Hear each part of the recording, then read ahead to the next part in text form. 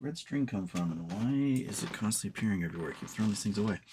Hello. Oh, I didn't mean to be on that one. I must be on this one. There we go. Big Houston. Hi. Welcome, everybody, to Houston. We have a problem.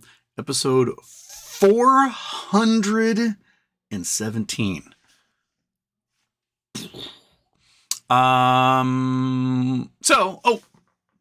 Right off the bat, Rosa had to postpone her appearance on the show until next Wednesday. She forgot that it's Valentine's Day, and her fiance, ooh la la, had something special planned for her. So we'll help Rosa out and let her spend time with her loved one on Wednesday.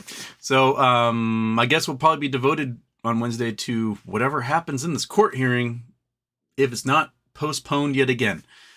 So yes. Okay. All right. Today we're going to talk about the 2024 bonds. I went to try and buy some today, and then I found out I couldn't. And everyone else is like, wait, I can't buy bonds today either. They turned to position close only, but not the 2034 or the 2044 bonds. Those are still available. You can still buy them and trade them and do everything else.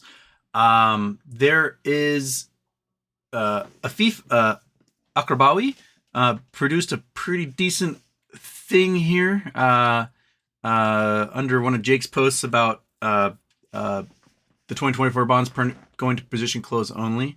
It's a long post, a long read, but I am going to go through it, but not until I hit this button right here.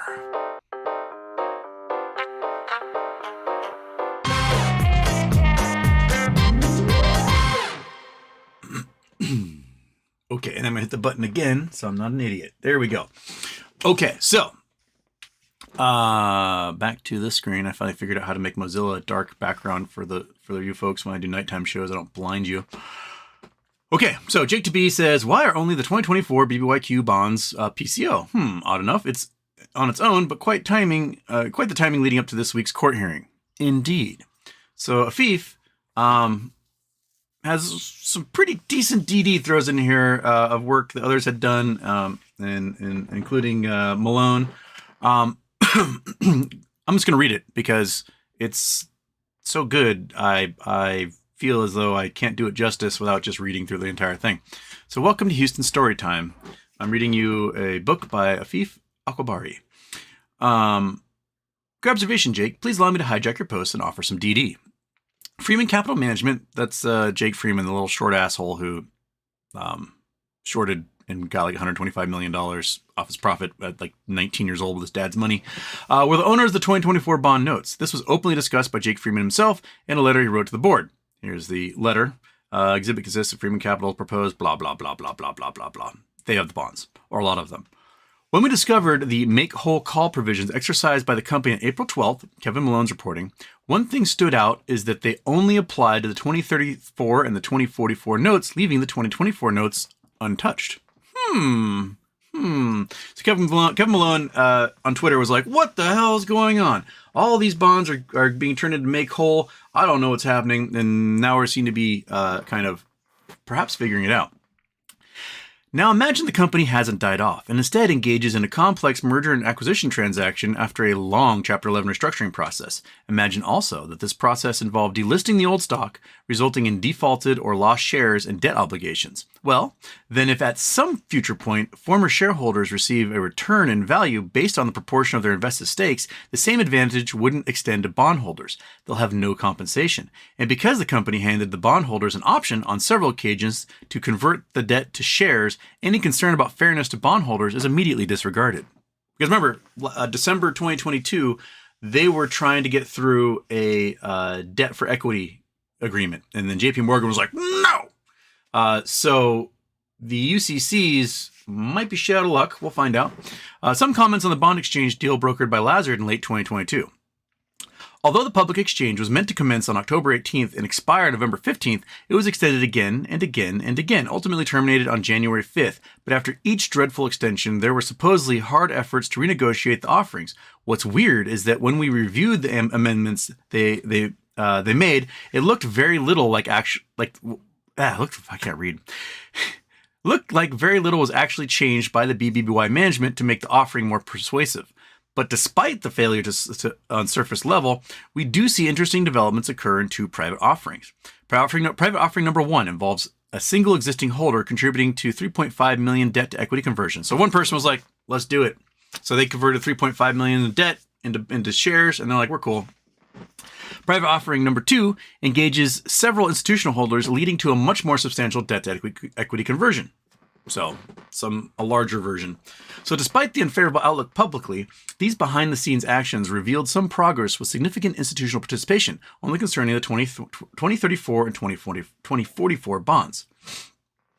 1 week after terminating the bond exchange deal on January 13th, we found on PitchBook a $25,000 a year data service reported the company had undergone a leveraged buyout, LBO, meaning some aspects had already been acquired through a private sale. Another PitchBook data entry revealed that Bye Bye Baby was the subject of a leveraged buyout on January 13th, 2023. That same January 13th, and this is very important, BBBY defaulted on the ABL with JP Morgan. This is when they defaulted on their $300 million bond with JP Morgan. In August, we received a notice about an at-the-money offering of shares, specifically 12 million shares to be sold via Jefferies. Cool. They demonstrated the capacity to raise capital by selling shares. An updated Form S-4A on October 28th made available an additional 150 million at-the-money offering. When BBBY held their Q3 shareholders meeting on January 10th, they disclosed using the revenue from holiday sales to purchase more inventory. There were references to missing targets, possibly related to the going concern. Why the fuck did they take advantage? Or why the fuck didn't they take advantage of that at the money offering and sell shares for the $150 million they announced? On January 13th, BBBY was forced to default on the ABL terms. So they defaulted on the JP Morgan one, as indicated by JP Morgan, the administrative agent. The 10Q that was later released on January 26 highlighted certain events of default, emphasizing the failure to prepay an over advance and to satisfy a financial covenant, among other things. But even that same 10Q balance sheet suggested that BBY actually had sufficient liquidity to fulfill the defaulted payment. So BBBY seemingly had multiple avenues to meet the debt obligation prepayment on January 13th, either through the liquidity seen on their balance sheets, maneuvering accessible funds, using revenue from holiday sales to service the debt, and buying less inventory, or fucking offering shares for the $150 million at the money they already authorized. BBBY seemingly intentionally did not meet their obligations, resulting in the default with JP Morgan. What, among other things, could have caused the default? Looking at the original ABL loan, which Whoop-Ass eventually managed to find from June 19th, 2020, you can explore Article 7, Events of Default. Notable reasons include requiring full payment of material indebtedness, forced proceedings related to liquidation or bankruptcy, and a change in control. Well, at that time, BBBY had neither filed for bankruptcy nor undergone liquidation. Did a change in control occur? Interestingly, one criterion for a change in control is defined as the acquisition of over 40% of the company's voting power by any person or group. Remember, there was a group in the number 2 there that had agreed for equity in exchange for the debt, right? Quick tinfoil. 5 days after the LBO was reported on PitchBook, 5 days after the default that I'm thinking was likely caused by a change in control, which entails acquisition over 40% of the company's voting power, RC tweets a meme containing the headline, Ryan Cohen buys all the stocks. And the time that was indicated on the image is seen to be 4:07, the price of BBBY, on the exact minute candle at which time he posted his tweet was 4:07. You can't make that up. A week earlier, he had tweeted a quote from the Titanic in which Rose asked Jack to draw her like one of his French girls wearing only this. Importantly, that scene features a famous blue diamond necklace, which is thought to be lost. Rose later reveals to be holding unknowingly to everyone the entire story. It also features the butterfly hair clip resembling the butterfly featured in BBBY's final tweet before selling their IP into Overstock. So we're in like the tinfoil land. And since we're on the topic, the Kirkland Ellis repeatedly referred to Sue Gov as having the job of turning around the Titanic, and everyone seems to be in agreement on the theme. But let's say the tinfoil. Let's lay off the tinfoil. Do we have any other evidence of a change of ownership? My God, I can't read. Now the cat's yelling at the door. But you know what that means. One sec. Intermission. Oh, well. Where'd it go? Oh, because I'm on the wrong screen. Ha! Oh, right here. There it is.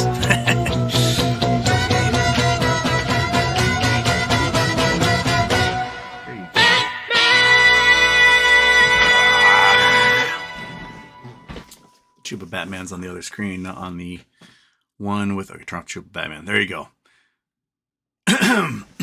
Okay, now we're back. But let's lay off the tinfoil. Do we have any other evidence a change of control occurred on January 13th? Here's evidence I don't think anyone else noticed. During the bond deal, we saw an attempt to remove some of the restriction covenants on the bonds, on the old bonds. Specifically on page 75, the original offering states, the proposed amendments with respect to the old notes would remove the following sections in their entirety from the supplemental indentures. Section 5.1 offered to purchase upon change of control triggering event. A. If a change of control triggering event occurs, unless the company has exercised its right to redeem the notes of a series, the company will make an offer to each holder of the notes of such series to repurchase all or any part of the holder's notes of such series on the terms set forth in such notes. The change of control offer, the company will be required to offer payment in cash equal to 101% of the aggregate principal amount of notes repurchased, plus accrued and unpaid interest if any of the notes, on the notes repurchased. B. With respect to the notes of each series, within 30 days following any change of control triggering event or at the company's option, prior to any change of control, but after the public announcement of the transaction that constitutes or may constitute the change of control, a notice will be mailed to holders of the notes of the applicable series and repurchase the notes of such series no later than 60 days from the date on which the change of control triggering event occurs. So notice that 60 days right there. So, in smooth brain terms, the old bonds have a covenant in their agreement basically saying if there's a change of control triggering event defined by the consequence of a non-involved party becoming a majority owner of 40% or more of the company's common stock, then BBBY would notify the holders within 30 days and be forced to buy back their bonds at 101% face value 60 days from the date of that notice being mailed before the change of control actually occurs. If LBO of January 13th was a triggering event, 30 plus 60 is 90 days. Afterwards, 30 plus 60 is 90 days afterwards, we should have seen the company repurchase their bonds. 90 days from January 13th, it's April 12th. On the exact date, April 12th, we get a tweet from our friend Kevin Malone, who suddenly discovers an influx of make-whole call provisions exercised by the company, essentially resulting in the repurchase and cancellation of a large number of bonds. Bonds filling a bond desk today. There's Kevin Malone. Make-whole calls pertain to corporate bonds and represent a contractual clause enabling the company to retire the bond prematurely by settling the remaining debt. The January 13th LBO was not a failure. It was a triggering event for a change of control transaction, which has likely been hidden by NDAs and had not yet occurred, hence the lack of any SEC filings disclosing the new ownership. And here's an interesting oddity to consider. On January 26, BlackRock submitted Form 13G, where they simply disclosed a 14% ownership stake in the company. But the filing was an amendment to an earlier 13G filed on January 20th. The key modification that was made from the previous filing was an update on the voting rights for their shares. They went from lacking voting rights to having them. What motivations would lead a company like BlackRock that doesn't typically concern itself with the corporate governance of a dying home goods retailer want shareholder voting rights? I can only imagine it was intended to dilute the voting rights of a particular individual who had secured control over the company with a greater than 40% stake. Too long didn't read. 2034 and 2044 bonds will be converted to equity. 2024 bonds held by Jake Freeman will not. The bonds will likely be involved in an LBO that began on January 13th but not consummate until post-Chapter 11. This is why nothing but the IP was offered during the auctions. RC holds the majority of the shares. Pretty good speculation. I am liking it. This is what Speculation Station is all about. It's like delicious nom-noms like this. And Afif, thank you so much. If anybody can get in contact with you, I'd love to have him on and talk about this some more, because why not? So basically, someone converted all their bonds to equity. The equity resulted in them owning more than 40% of the company, which triggered a buyout of the rest of the bonds because those folks did not agree to such a thing. And it might be that the UCC is mostly just Jake Freeman being like, "What about me?" and discovering that they have no power here. Your magic does not work, yeah? And so here we are. And now something weird may happen on Wednesday. Fingers crossed. Oh my gosh, I'm so tired. Let's have something weird happen on Wednesday. And rock and roll, right, cat? Right, dog? Okay, I did a lot of talking yesterday with friends, and I'm a little scratchy today. Everyone have a nice Super Bowl? Oh my goodness, my friends Dave and Katie, they're wonderful, and they are larger human beings who make the most delicious, cheesy things in existence. And the food was so good yesterday. Who cares what was going on in the Super Bowl? We were just chatting and eating delicious food. Well, every once in a while, trying to count how many times Taylor Swift was on TV. Anyway, yeah. Do you have a nice day? Have a good day? Pretty good day, right? Cat had a good day. Monkey Butt had a terrible day because I was gone all day, and she was like, "No." But we did all right, buddy? Yeah, we did all right. Okay, what's on your minds? What's happening? What's cracking? Chris Taylor, hey. See my God Dune was second. Cradle for Breakfast was third. Tristan Cates was fourth. Jason Blackwell. Hey, Houston. BART, Bay Area Rapid Transit. DART, Dallas Area Rapid Transit. What should they call the Phoenix Area Rapid Transit? You know, there's a trolley in Seattle that's the South Lake Union trolley, the Slut. And they made the trolley, put in the line, called it the South Lake Union trolley, not realizing that it was Slut. And people started making t-shirts, and then they had to change the name. But everyone still calls it the Slut. Go ride the Slut. Tristan Cates, how are we feeling about GME getting close to earnings? I want so badly for there to be a cash payout prior to the earnings so that I can load up so much on shares and calls. It'd be wonderful. Poor taste in porn says bullish. Agreed. Maria Garcia, Fifth Fidelity wiped my MMTLP trade history. I can't find out who cleared them. What? Say what? That's weird. That's very weird. Did you buy more than 2 years ago now? Because that might be why they go, just brush it under the rug. Because at 2 years, they can basically delete all that stuff and not have to maintain the records anymore. Interesting. British Born Ryan Cohn is ready to fuck. I agree. I think he's swinging some pipe, and look out. Jack Clifford. I hope you'll take a few moments to talk about the greatest investment of our time, GME. Well, we get there. We do. In Poor Taste in Porn, I haven't lost any money on options yet this year. GME earnings feels like a great time to start. The year is young. Alexander K., the maker of our wonderful Chuba Batman intro. If a hedge fund falls in the woods and no one's around to hear it, does it still lose millions? Kitty, what do you think? What do you think, buddy? What do you think? Oh, you little fat guy. Oh, yeah. There it is. He's already bored and ready to leave. Because he wants the intro music again. That's why. Javier Martinez is here. Antonio Baez is here. Copy and Paste is here. First name, last name, Houston. Just watched No Country for Old Men. Fantastic movie. Until the end. Ever see it? Oh, I have. Thoughts? Now I started. There Will Be Blood. Got an hour in. Is it worth 2 more hours? Have a great show. There Will Be Blood is interesting. The Paul Thomas Anderson movies... one thing I appreciate about them is that he really doesn't offer explanations for stuff. He just like chunk, movie over. You're like, oh, and you have to like work through how certain events played out, and you like it's like a logic puzzle sometimes. There Will Be Blood is kind of that way. They just kind of start. For some reason, he does the gold mining thing, and then all of a sudden he's doing oil, and get to the your milkshake part. That's the best part of the whole movie. But yeah, it's one of those movies you watch and you sit and you think about it and you're like, huh, the other day Lewis did a really good job in that. I don't know how to feel about the movie. This is weird. And then you kind of go from there. But yeah, No Country for Old Men is really good. It's a Coen Brothers film that kind of works like one of those Paul Thomas Anderson movies. The other one was, what's the one that was about, it was like, sort of like Scientology, The Master. Was that what it was? With Joaquin Phoenix. That's another movie that just kind of like chunk over. And you have to go, oh, I got to work my way through this thing again and figure out the logical form of events. That's how he does it.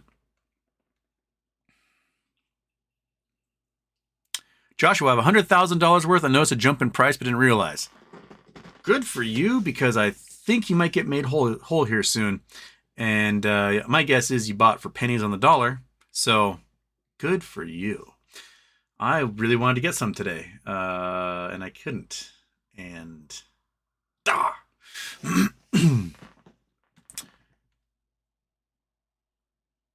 is this good or bad?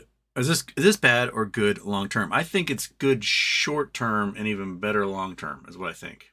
First name, last name. You have 100,000 and something. You don't know if it's good or bad. I wish I had that kind of money to play. Well, the bonds are worth 100,000. He did not buy them for 100,000. He bought them for pennies on the dollar.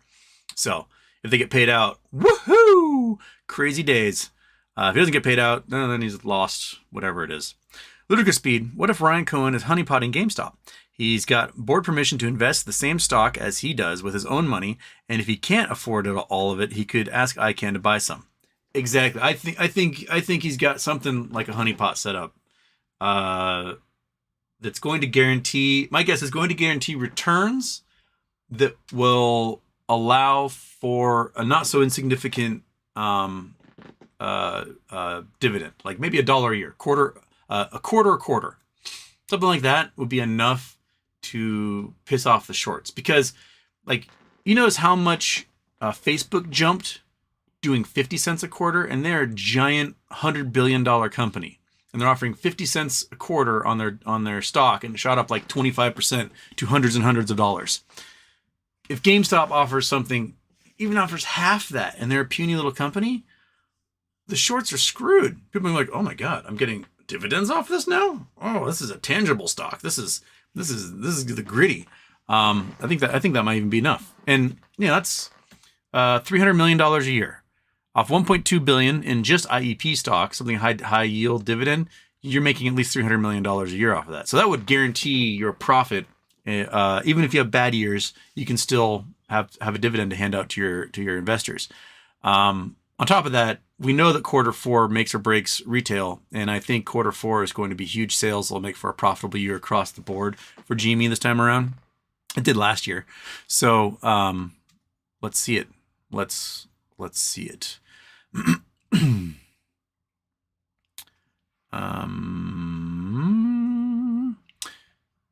Kelly Reed, U.S. companies are discussing cost cuts and AI like never before. Cost cuts because we're about to have the biggest recession you've ever seen. AI, well, that's to prop up the overvalued companies and prop up our markets. Fundamentals are not a play. But we talked the other day about Nvidia. Nvidia, their market cap is about 70x, 68.9x over their actual revenues each year, which is insane. Apple isn't even 10x. It's like 8x over their yearly revenues. Microsoft, same thing. They're like 8x. GME is like 0.7x over their revenues. Nvidia is quite possibly the most overvalued company in existence now that stock price is deflated on Tesla, because Tesla was definitely overvalued. They were in a long squeeze play, plus Elon is a cult of personality, so he had a whole bunch of bros who were like, "I will do anything Elon tells me to do," and they did it. But yeah, it will deflate eventually. I mean, the what Nvidia should be worth is like 200 billion on the top end, but they're worth 1.78 trillion, and their share price is $70. So if they're going to go down to 200 billion, then their stock price is probably about $80. That's probably about where they should be. But they've been getting pumped like crazy. They've been getting pumped like crazy because apparently SoftBank has been buying just out of the money calls in huge portions, forcing gamma squeezes, delta hedging, which then causes a gamma squeeze to happen, and it keeps pumping up. So they are doing some squirrely things. And my guess is at some point SoftBank's going to turn it around and start buying puts and watch the whole thing deflate and make 10 times as much money on the back end of that.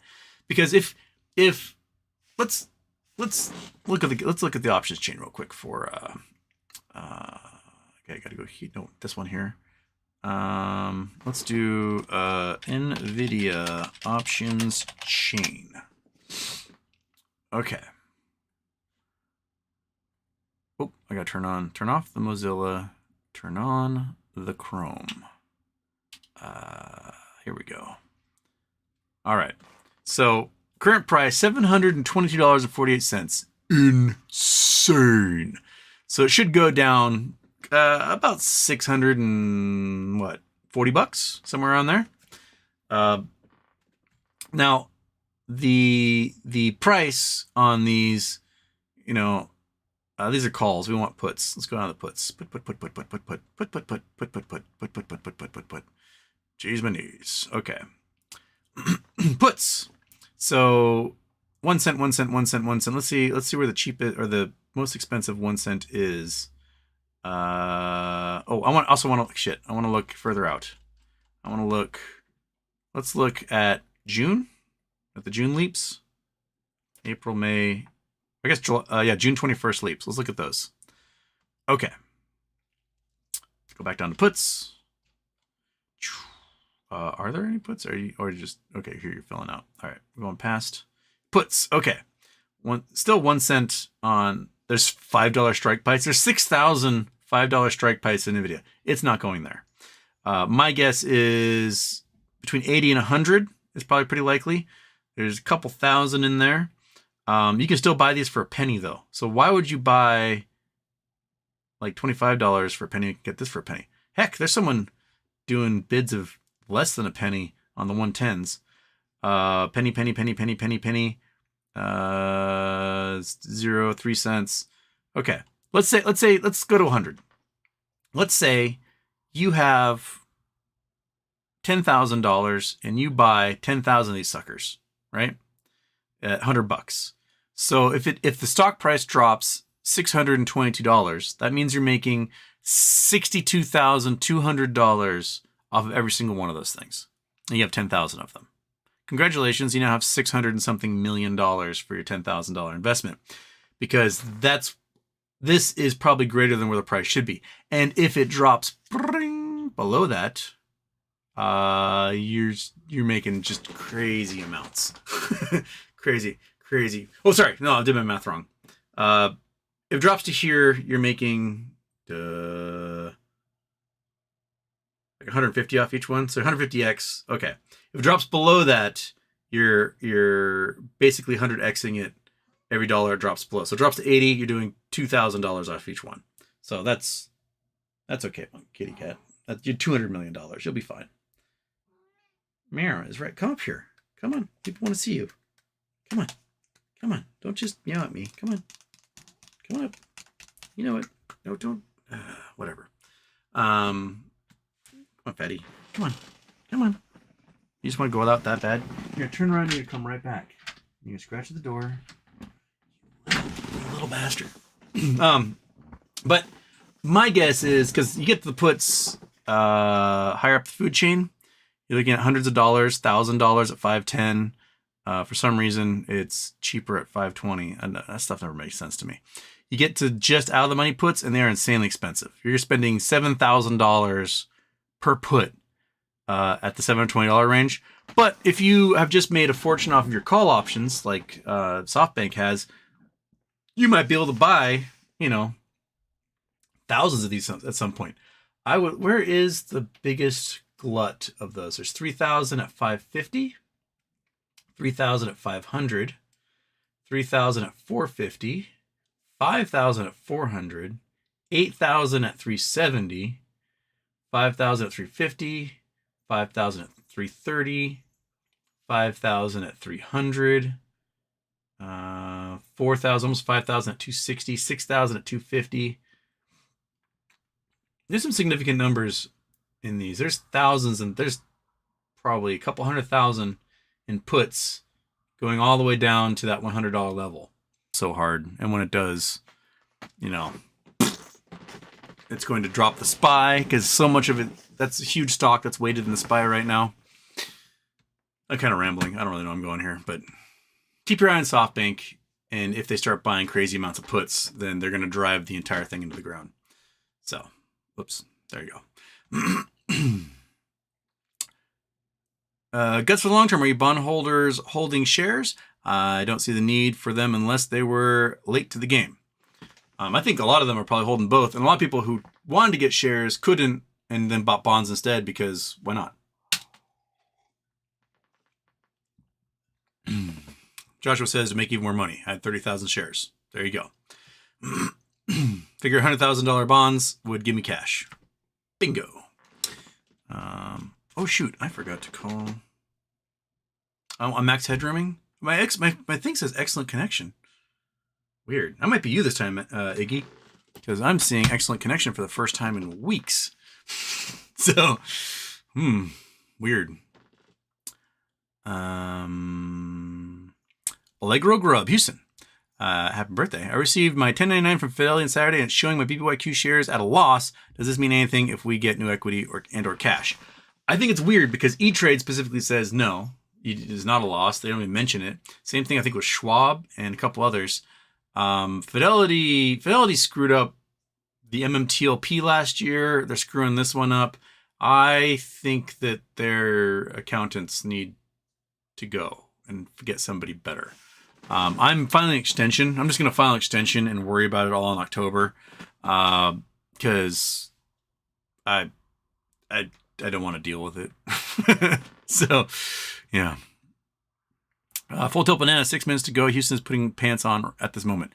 I was actually putting pants on at that moment because I had just gotten out of the shower and choosing a shirt. I didn't choose a shirt till right before.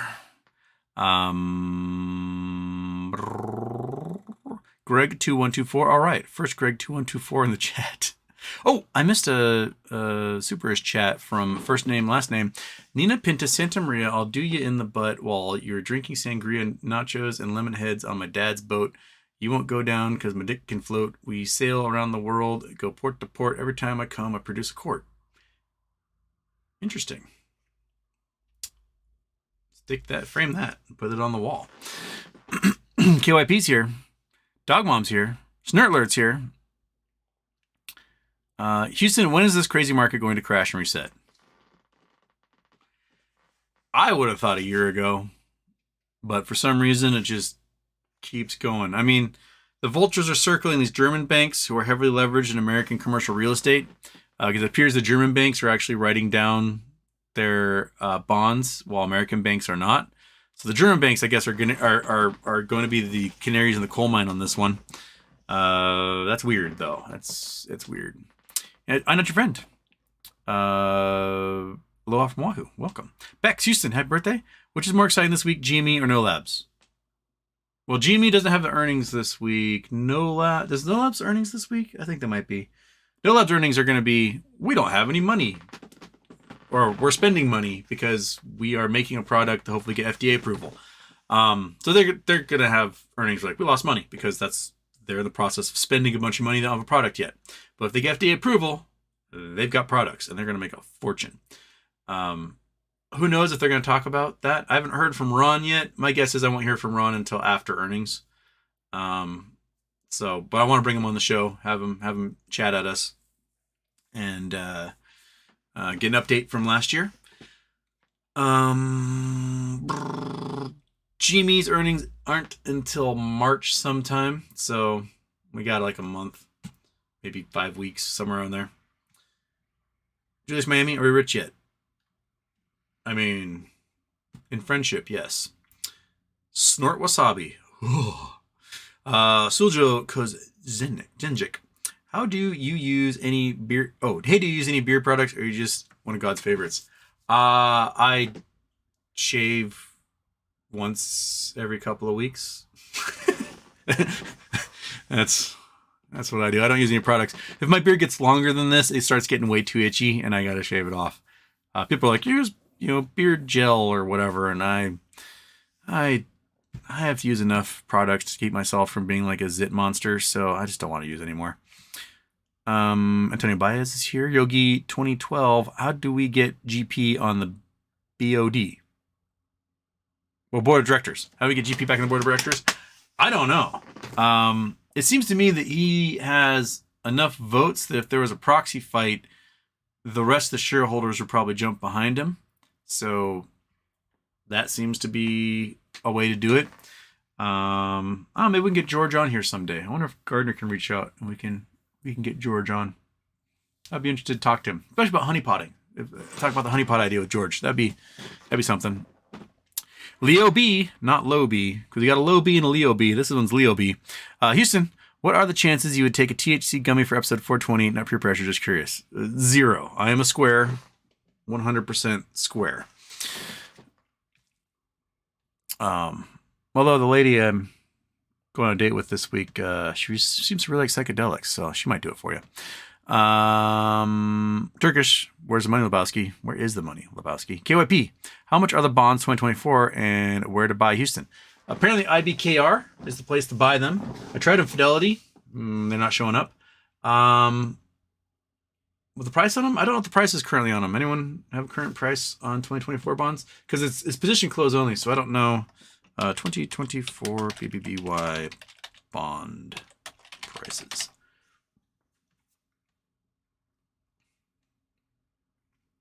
Oh, it was 2014. No, that's... These are 2024s at 25 cents? So, and what are the allotments on them? Is that $1,000 allotments right now?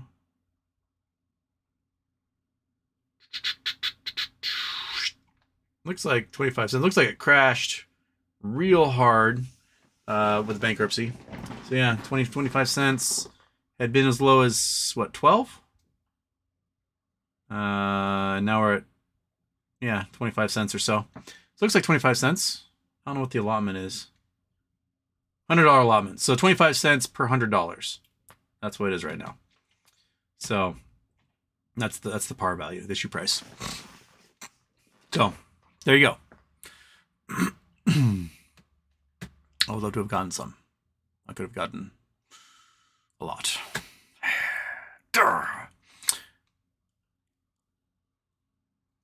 Itchy go. Let's go Houston. Let's go. BFH, second intro in a bit? No second intro, suckers. Haha, all the buttons are turned off. Short Wasabi, I still don't know what PCO stands for. Position close only. It means you can only sell, and the only people who can buy are folks who need to close their short positions or otherwise. So position close only. You can only close your positions. Full tilt banana as opposed to a half tilt banana. Jake Freeman, the guy that lost all his 20 million BBY profits and MindMed, that same guy. Yep. Snurtler, oi Houston. GMG's graphene batteries, how difficult will it be to produce big amounts of the graphene? Thanks in advance. Graphene is not easy to produce. You need some very specialized machines, which is why they had a huge contract with gosh dang, what's that German company? Bosch. Bosch did the tooling for their factory, and it's very, very specialized tooling. I don't know what their capacity is. They've never revealed that, but my guess is that they're going to spend the money to build a factory like that. They're going to spend the money to produce a significant amount of graphene sheets to make the graphene they need. Otherwise, why do it? But yeah, graphene isn't easy to produce, and so only a few people have the capacity to do it.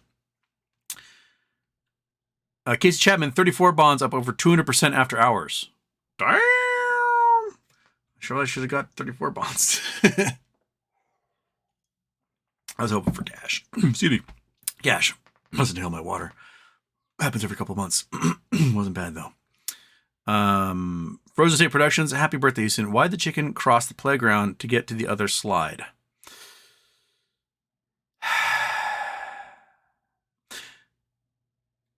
Rest in peace, my second intro calls. Ha! He lost it today. Callie Bowl, Houston, did you hear that laughing too loudly is illegal in Hawaii? They only permit a low ha. Oh, God damn it. It always bothers me when the ESL people start coming in with the terrible puns. We haven't seen Martin in a while from Switzerland, but he was doing quite a few of these. Because I cannot do a pun in Spanish. I don't have the ability. Cannot. Scott Pollen, just bought a generator today. Bigger storms every year in the Midwest. Needed backup power. That makes sense. 8,000 watt should be enough for a few appliances running at once. I agree. Low B, not Leo B. Now it's Low B's turn. I still have not mailed your thing. I have to go to the post office tomorrow, so we will mail you your book, Lo. I had to chase down my son, who was sneaking a hammer back into the house. He and his friends had been using it to smash ice. Kid does math 2-3 years above his grade level, but gives no thought to eye protection. Is this boy life? Yes. Poke and destroy. I'm a boy. I want to poke and destroy. It's a great President of the United States of America song, by the way. Poke and destroy. It basically lays out like the insanity that are boys. All I want to do is smash things and break things and see how it looks split at the seams. And yeah, that's normal. Welcome to having boys in your life. The reason why men aren't as destructive is that we smashed everything when we were small and learned how it all fit together, and we've answered a lot of those questions. But when presented with something new, we're like, I want to break it, and we still do. So, yes, I remember.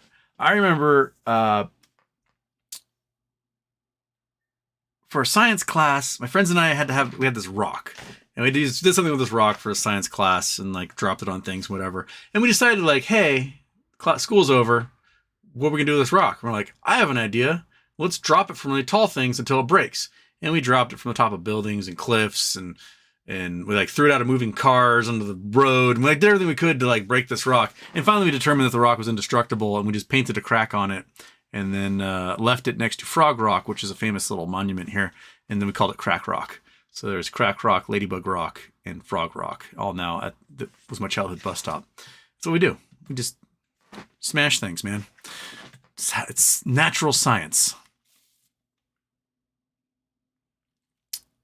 Copy and paste. How many Houstons does it take to screw in a light bulb? I don't know. What's the answer to that one? 1, which just takes me 6 weeks. Jordan, any MMTLP updates? Nothing since our Saturday show. Nothing big.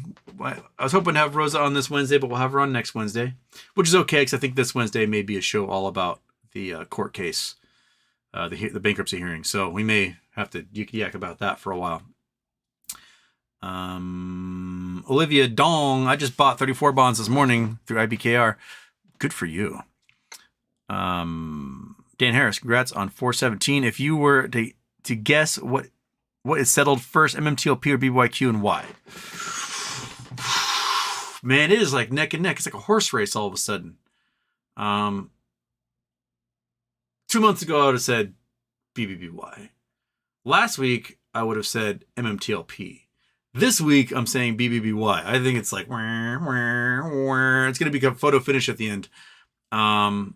Because if they announce on Wednesday, like, hey, someone bought the company, we're issuing new equity, bonds are getting paid out, there's billions of dollars at hand, we're going to like send cash to everyone. If something like that happens, then the whole system is going to blow up and BBY wins. And here is the Fat Man.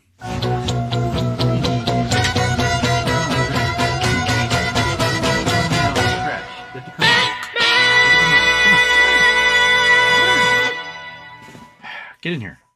Get in here. Get in here. I'm gonna get up and get you. I'm gonna stand up. I'm gonna pick you up and I'm gonna drag you into this room. If you don't come here. Come here. Yeah, come here. Don't run away. Don't you run away from me, Daddy. Don't run away.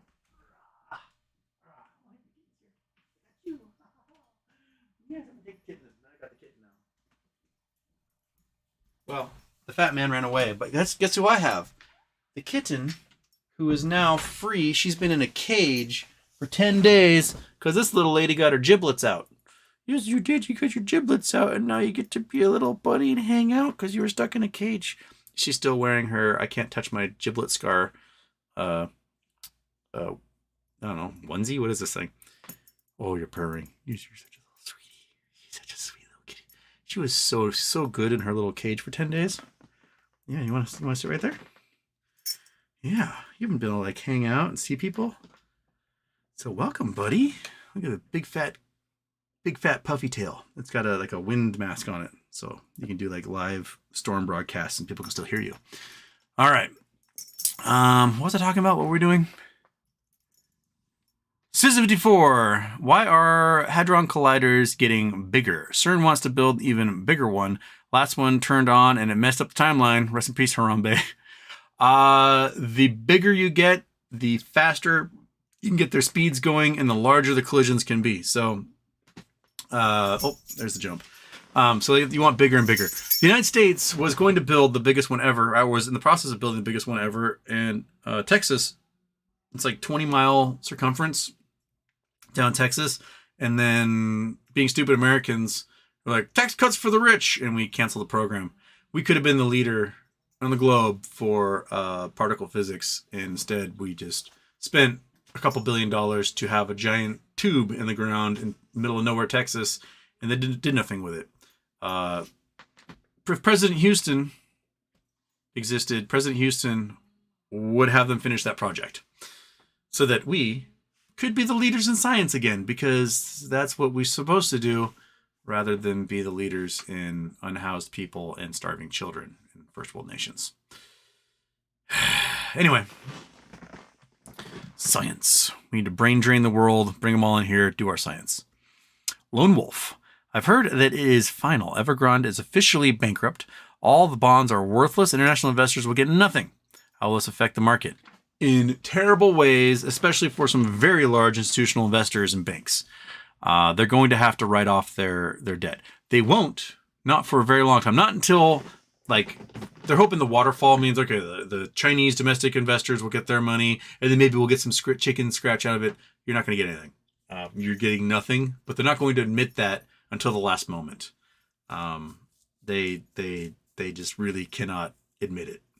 And so we'll sit here with their worthless bonds, pretending like they're assets representing their deposits, and then eventually it won't be there anymore. And then they'll have to admit it, and then it'll be very bad. Coffee Jones and Homer. Hopefully the media covers Jake Freeman losing his shirt as much as they covered his $120 million win. Bingo. And also Coffee Jones Homer. Lone Wolf, waiting to see it hit the bank ledgers. Spicy. Very. Dan Harris. With banks all being insured up to only $250K, how do you protect your windfall if it turns into millions? By immediately investing it into other stocks or bonds or index funds or gold or something. I would not leave that much cash in any one account. I would split it amongst other accounts. I look at private ways to insure your account. There are ways you can talk to your if you're going to put a lot of money into a bank, talk with the private bankers, because they can issue all sorts of different accounts that are all insured for $250K and have it draw from a main account. You can do things like that. So I would talk to them about it. I would have multiple accounts if I'm going to have lots of cash. I don't know. Maybe you can talk to like American Express. You'd be like, hey, American Express, give me American Express Black Card. I'll front load $30 million into it and let it just sit there. Cool. And American Express might be like, that's weird, but all right. Because then they're making money off of that money sitting there, and you can, have access to airplane tickets and mansions and whatever else you need. I don't know. Think about it. There's probably lawyers that will help you with that when you're rich enough. Emtra, why hasn't Elon Musk gone the way of Elizabeth Holmes, Theranos, and Trevor Milton, Nikola Corp? I think he's getting close. Some reports came out this weekend that Russian soldiers are using Starlink, and Elon's like, we do not sell them any Starlink. But they have them, and they're using them in the territory where you won't let the Ukrainians use them. So that's interesting, right? So the Ukrainians have Starlink given to them by the U.S. government, paid for by the U.S. government, and if they try to use it across the no man's land, Elon turns it off. But it appears there's Russians using Starlinks on that side of the line.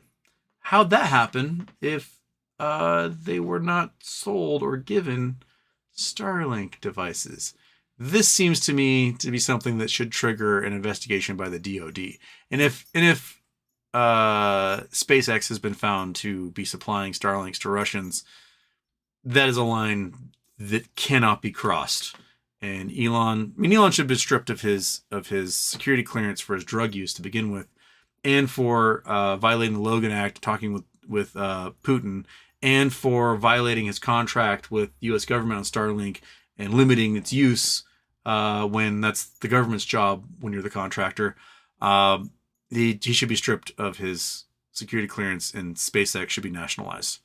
That simple. Yeah. If that happens, his net worth will go down a lot. I'm jacked to the tits.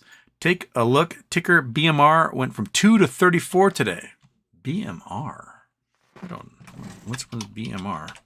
MR stock.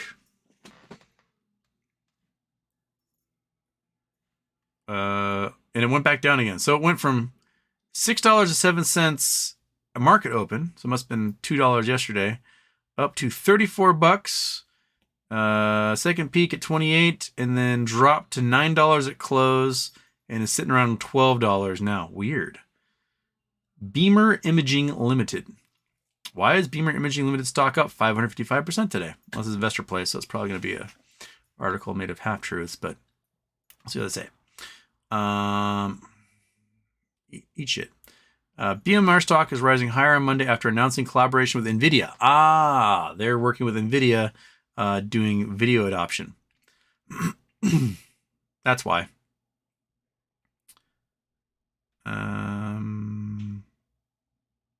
Video coding, transcoding, optimized solutions company announced a collaboration with Nvidia. This team up will see two companies work together to accelerate the adoption of AO Media Video, AV1.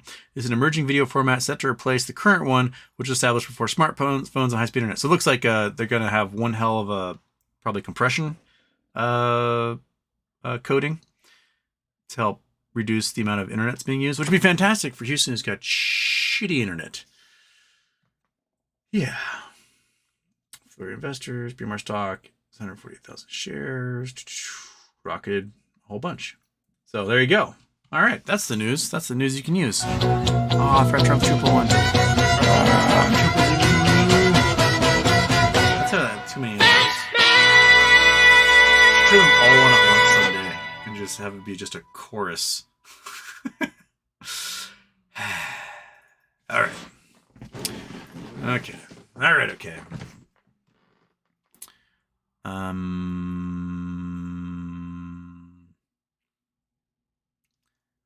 Dan Harris, CDH. I got that, but if it turns into piles of funds no one wants to have, 100 to 200 separate accounts.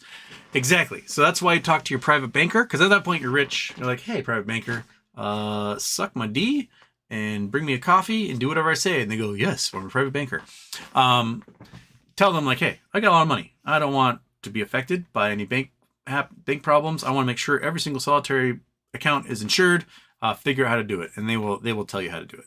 They'll do it for you. That's what's happening.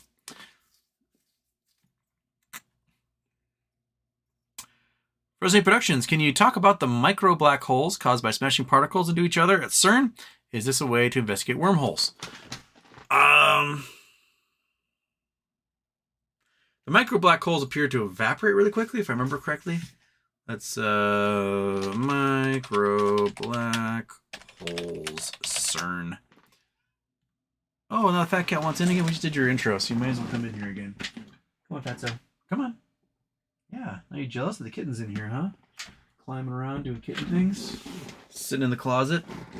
Hanging out on top of the luggage over there. All right. I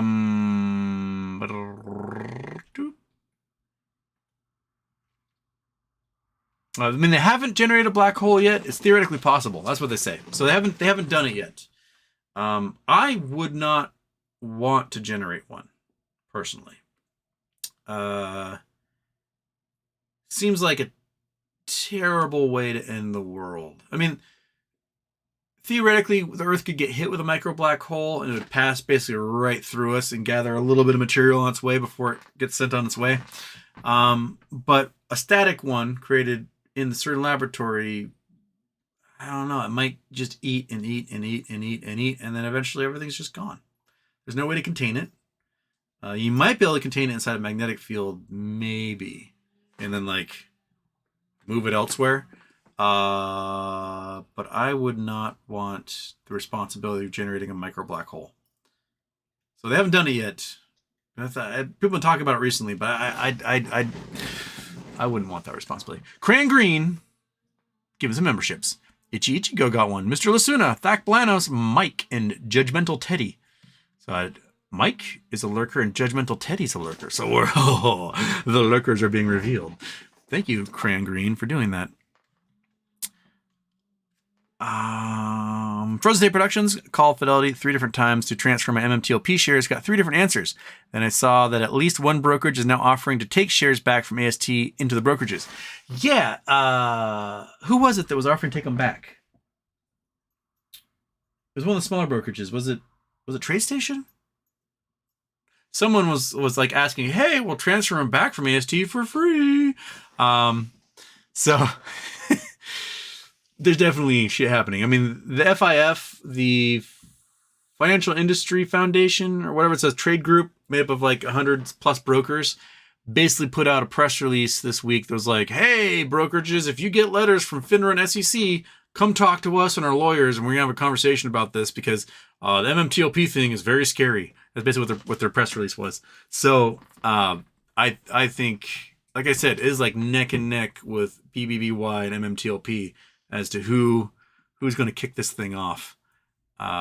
Maybe they'll have a gentleman's agreement and both take the gold medal, and we'll just explode the entire thing.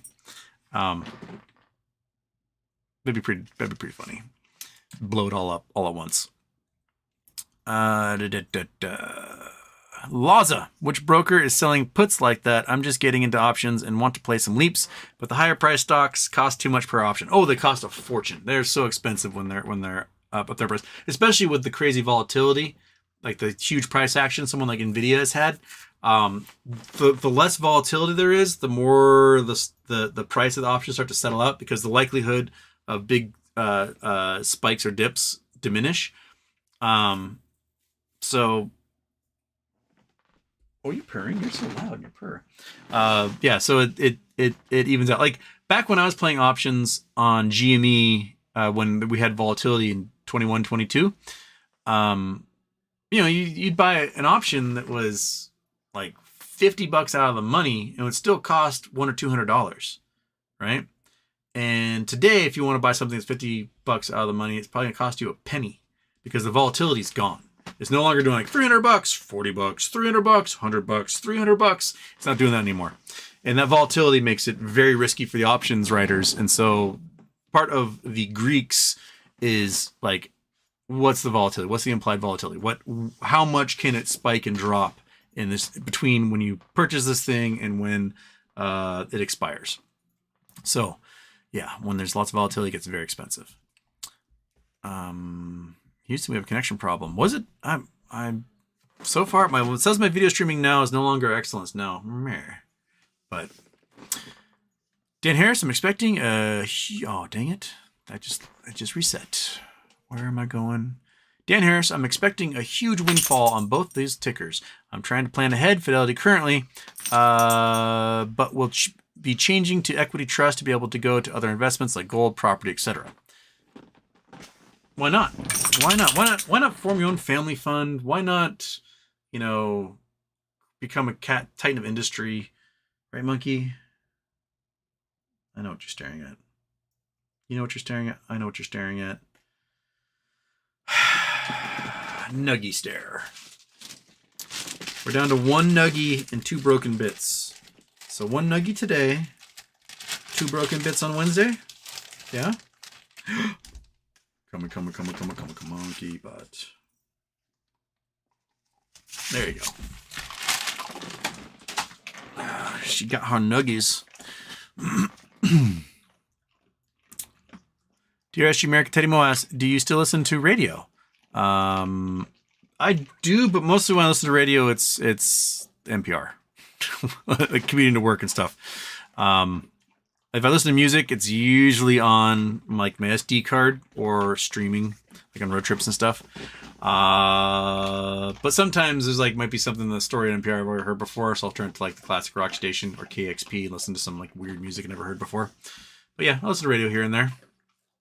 The new car only has a CD player radio, so I don't have any way of doing the fancy stuff yet in there. I might have to replace that when I'm done fixing it up and getting it titled and whatnot. But yeah.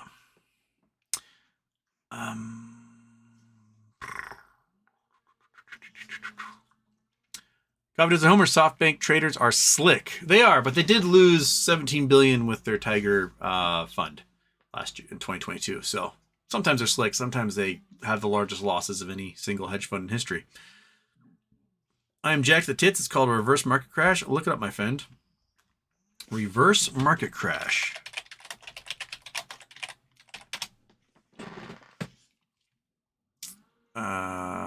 Reverse market crash is coming 2024. Bay Property Management. Most people are aware of market crashes, how they happen, their effects, consumers.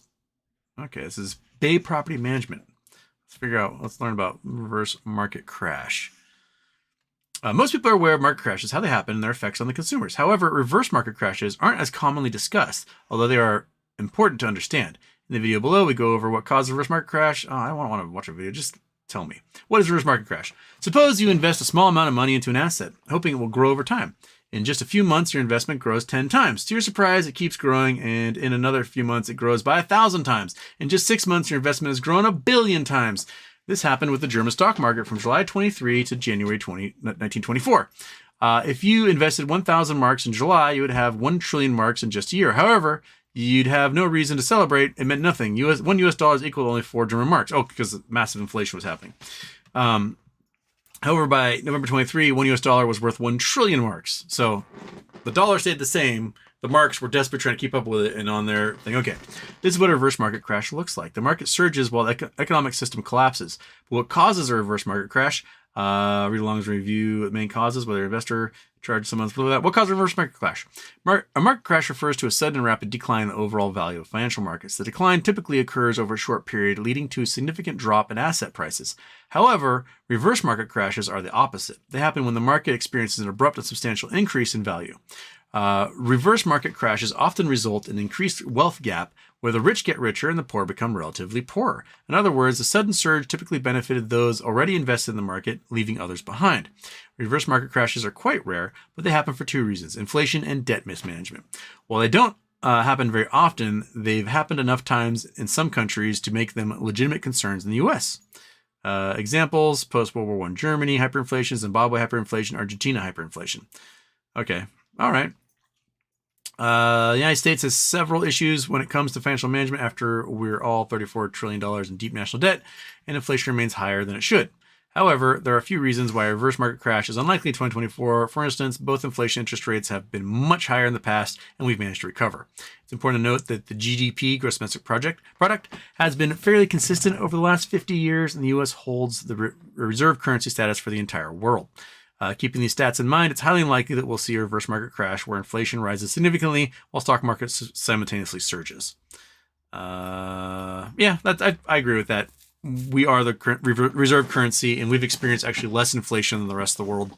So, but it's an interesting topic.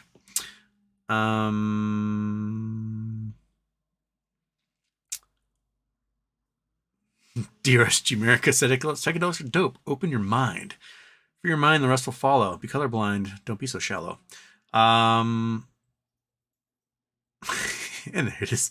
Igilmon, graphene can be byproduct of some saltwater batteries. That's also how it happens. But I think it's in small amounts, not like amounts you can like make something out of.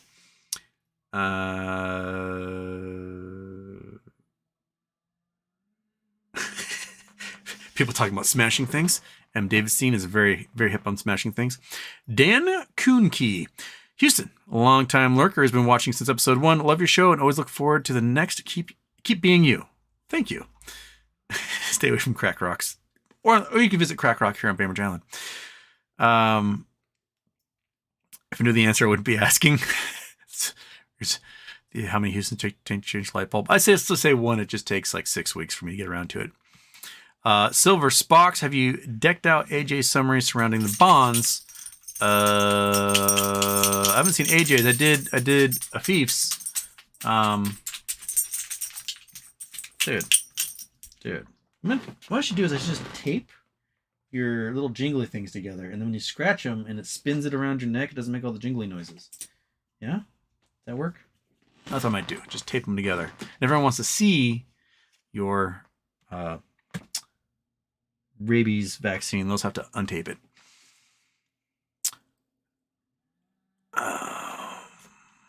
CJ Johnson almost got cattail croaky. I got the fluffy one. It was close. Ichigo, Carl Icahn just took a 9.1% position in JetBlue. JetBlue's going places then.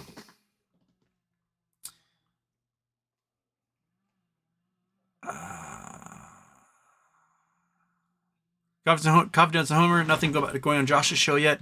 I need to contact him and we need to chit chat. Maybe we'll do a 3rd anniversary here coming up soon. Red lightsaber. When I filed my taxes through TaxSlayer, my BBYQ shares were showing as loss until I checked a box that said expired. Then I removed that value from my return. There you go. All right. So, S2002 2024 bonds are closed position only. Can you confirm that? Can confirm. Confidence in Homer. That's what the whole show is about. That's true. That is the title and all that. I'm catching up here. Oh my goodness. I have 350 in here, 350 of you in here, and I'm catching up. That's weird. Dink says what? I don't know what's saying what about. You get a free coffee and donut at the start of the stream. Brandon Wells is here. Eric Everett's here. Willie Wiggins, RBC. Rollbank Canada is FUCT. MMTLP press release get carried by any mainstream media? Not that I heard of, although apparently I saw something that it was specifically delivered to brokerages, that they made sure brokerages had a copy of each and every one. So that's heavy metal. But I've not seen mainstream media carry it. I don't think mainstream media will do anything about it until actual money starts changing hands. And then all of a sudden, they're going to ask people who've been involved in this thing to be a talking head on their shows and explain what's going on. But until then, they're not going to do shit until all of a sudden, like, they see some hedge fund get blown up.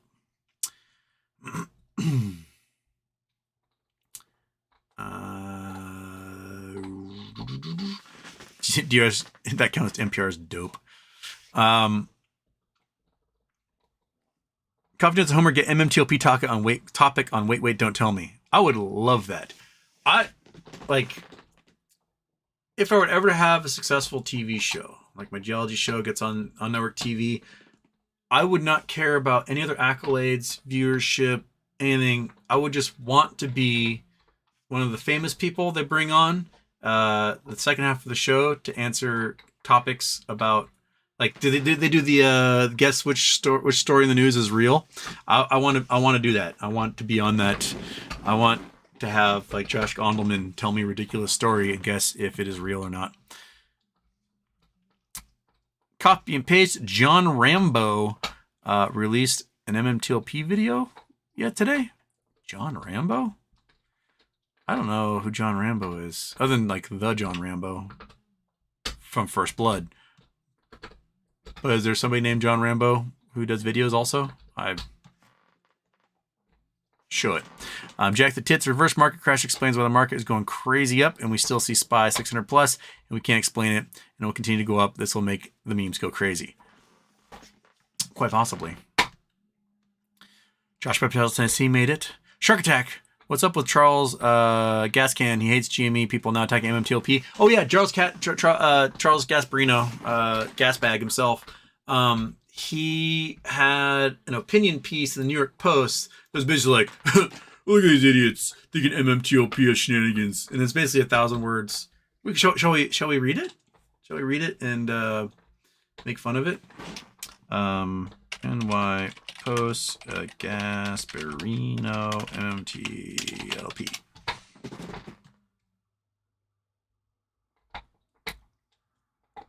All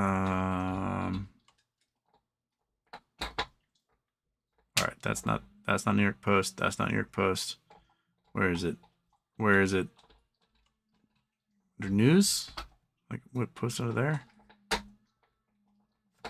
Oh, apparently I forgot an M in MMTLP. Maybe that's why it didn't show up.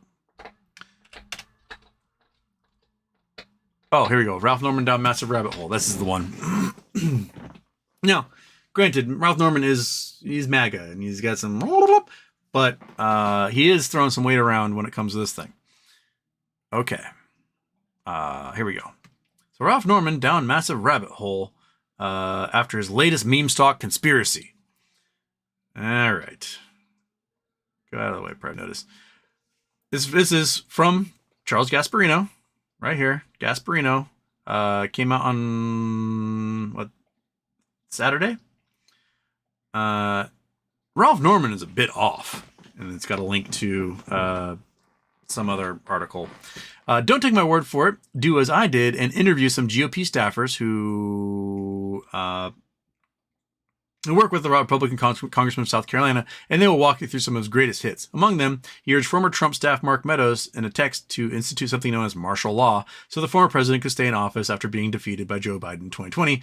Spelling, among other things, isn't Norman's strong suit. Okay, yeah, man, he's a MAGA weirdo. This is 100% accurate. He's from South Carolina. That's what they elect. I can go on and on, but I'll stop at the latest bit of Crazy Town. So here's the problem: is that he's in the New York Post, right? He's writing this in the New York Post, and the New York Post is also for that. Oh my God, New York Post, your ads are so terrible. 1 second, I gotta mute you guys.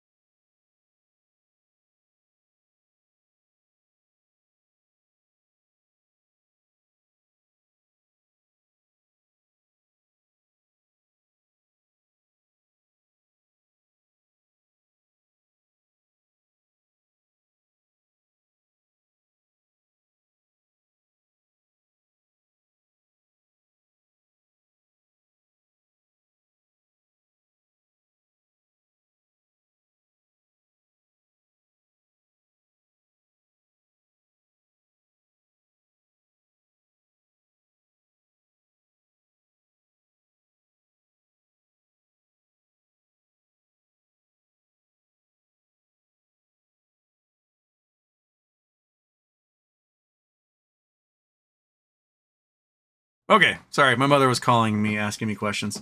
Why won't this thing fucking go away? Go away. I can't read if you're in my way, you stupid ad. Here we go. All right. All right. So, anyways, the New York Post is a newspaper that was all for Trump trying to overthrow the government. So why Gasperino is like thinking this is going to make the readers of New York Post go, oh, Ralph Norman's crazy, because he has their ideas. So I can go on. God damn, New York Post, you're the most annoying thing to read. I can go on and on, but I'll stop at the latest bit of Crazy Town that Norman is embracing. Conspiracy theories involving a meme stock known as MMTLP. It appears with all things that really impact his constituents in South Carolina: migrants, the economy, inflation, terrorism, none of which are affecting people in South Carolina. Maybe the economy a little bit. The congressman thinks there's something fishy going on between securities regulators and possibly some nefarious forces on Wall Street to rip off people who bought into this as the next get-rich-quick scheme in so-called meme investing. He's calling for an investigation hearings from House Financial Services Committee Chair Patrick McHenry. Norman is cementing his rep as a wingnut who is also financially illiterate. Most people never heard of MMTLP, and many who have wish they didn't. This right here, yes, many have never heard of it, and many who have wish they didn't. Those folks who wish they didn't are the ones that naked shorted it. So Gasperino can suck an egg on that one. It has a convoluted history. Even if its trajectory followed a similar pattern of in the meme stock era, a get-rich-quick scheme that eventually turned to dust. Recall how memes, retail investors with trading tips, social media, then blah stocks, piled into AMC theaters and now defunct Bed Bath & Beyond. They got crushed with the irrational exuberance, wore off, and social media pumping ceased to work. That's what happened to those poor souls in late 2022 began snapping up MMTLP. We began snapping up MMTLP like 2 years earlier.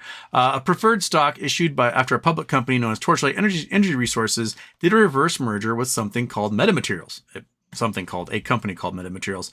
The shares were designed as a claim on some oil and natural gas that is supposed to exist in West Texas. It does exist in West Texas because they're pumping it. Eventually, MMTLP would evolve into a non-tradable stock. It already was a non-tradable stock, but the market makers made it tradable again in a new private company called NextBridge Hydrocarbons. Welcome to Crazy Town. Yeah, I know it sounds like a mess. Well, I mean, you're making it sound like a mess, but it is a mess. Oil wells in West Texas, reverse merges, a nascent private company, and a preferred stock that found its way into the over-the-counter market, the so-called pink sheets, where a lot of crazy stuff goes down. He is doing a terrible job explaining what's happening here, and so anyone who made it this far who's unfamiliar with MMTLP is like stopped reading. But this is not written for us. This is written for his corporate overlords who beg him to pump out something that doesn't make sense to try to make it sound as complicated as possible. And it gets messier. Towards the end of 2022, the meme crowd, which gets most of its research from social media touts, got wind of MMTLP. Well, I mean, we got into MMTLP years earlier, and saw it as the next great short squeeze. They would make a killing by buying up the float and hold it until the bitter end when the shorts capitulated. That's not at all why we were holding it. Originally, we were holding it because it was going to have a healthy payout if they sold the oil leases. And then it became, holy shit, they're going to stop trading on this, and it's become position close only. And then we will make even more off of it than we would off the oil leases. Short sellers, of course, make their vig by betting stocks will decline in value. They begin by borrowing shares, selling them, and eventually replacing the borrowed with lower price stock. Or Charles, they just sell shares that don't exist via offshore corporations that are not under the purview of FINRA, but to the tune of hundreds of millions or billions of shares. A squeeze turns the table on the shorts, which is what memes wanted. They began spreading tall tales on social media. They could crush shorts by bidding the price up by so high that the shorts would have to cover their borrow at even higher levels. That's not at all what anyone was talking about. We may have made ask prices really high in hopes that when the trading computers started buying during the position close only, which was scheduled for December 9th and 12th of 2022, that they'd be forced to buy our shares at really high prices because it was forced closing that would be going on. And apparently it did in several instances before they got reversed. So right here, Gasperino is lying to everybody. Let's just say things didn't work out as planned. First, the short sellers weren't that interested in MMTLP. It turns out there was no squeeze like the one that took place around GameStop. Well, I mean, it did squeeze to $12, but it was still on the short sale list, and they still had hundreds of thousands of FTDs every single day for 40-something days. But the price, there was people who sold for $24,995, $200,000 a share after hours on December 8th. So it went beyond what the GameStop price did. Plus, the memes didn't appear to read any company press releases or understand how stocks settle or some unique attributes of MMTLP. The meme crowd thought they could sell up to December 9th to get the biggest bang for their buck, but MMTLP was set to dissolve into non-tradable shares as of December 12th, which means under settlement rules, you have to sell by December 8th, or you get the non-tradable next bridge stuff most holders didn't want. This whole paragraph right here makes no sense. That's not at all what position close only means, and Charles knows this. He's personally obfuscating the actual events that were taking place. So he's saying that people didn't know that they couldn't sell on December 9th. No, they could sell. That's what position close only means, you dumbass. Charles Gasperino, please invite me to New York so I can sit in studio and hold you in my lap like a baby and explain how this works, you tiny little man. I will gladly talk down to you like a toddler because apparently that's where your comprehension level lies. So for a man who sucks so much at his job, it's amazing that you get anything published, because this whole paragraph right here is the exact opposite of what was scheduled to happen with the brokers. So be better than that, you little cupcake, you adorable, tiny little child. Those who tried to sell after December 8th, and they are legion, if the cries on social media are an indication, were, as they say, shit out of luck. Their MMTLP turned into non-tradable shares on NextBridge. No. It didn't turn into non-tradable shares on December 8th. It turned into non-tradable shares on December 14th. Do you know how a calendar works? Do you know dates? You're so bad at this. Oops, he says. Norman has heard these cries, and he appears to think there's some grand scheme involved among the Securities and Exchange Commission, its sister agency, the Financial Industry Regulatory Authority, FINRA, and maybe some unscrupulous Wall Street types, because Wall Street types are scrupulous. Now he's demanding answers, even after FINRA provided him with pages of detailed answers, which weren't answers at all, full of lots of lies and miscalculations, which like the meme stocks, he either didn't read or doesn't understand. According to FINRA, it halted trading in MMTLP on December 9th to make sure people didn't buy a security that didn't exist. Charles, they weren't allowed to buy anyway because it was position close only. Therefore, no new open positions would have been created. You know this. FINRA knows this. Congress knows this. The SEC knows this. They just know that they're lying, and you're just scooping up those lies like a whole bunch of Gerber baby food because you're a tiny little person. Okay. Sounds reasonable to me, but though the agency should also have proposed mandatory investor education courses for anyone still complaining about how they lost money in this boondoggle. How about you take a mandatory investor education course, because you don't seem to understand what position close only means. To do something sensitive, Norman must get buy-in from McHenry, who, like most Republicans, isn't a fan of the famously left-wing SEC chief Gary Gensler. Doesn't mean McHenry is keen on following Norman down any of his rabbit holes, MMTLP included. As one GOP committee staffer told Fox Business Eleanor Terrett, the leadership consensus on MMTLP is that it's a lot of smoke, no fire. Sounds like McHenry knows financial illiteracy goes beyond the meme stock crowd to include a certain member of his team. McHenry and Norman declined to comment. You don't seem to have any literacy as to what happened whatsoever, and you seem to take the regulator at face value when we can prove the regulator was lying. So, Charles, bring me on the show. I will destroy you in front of a national audience, and it will be glorious. So, by all means. And plus, you can sit on my lap like Santa Claus and tell me what you want for Christmas, little boy. So, there you go. There's Gasperino's really, really shitty article. And is there a comment section for this crap? What do you think? Post a comment? Ooh, let's see what the comment is. This opinion piece lacks key facts and is more of a story being spun with a sick mind that only seeks to attack the victims of FINRA. Gasperino has led a disturbing assault on ex-users who are fighting to get transparency. Gasperino's actions are reminiscent of a stalker who has suffered a psychological break.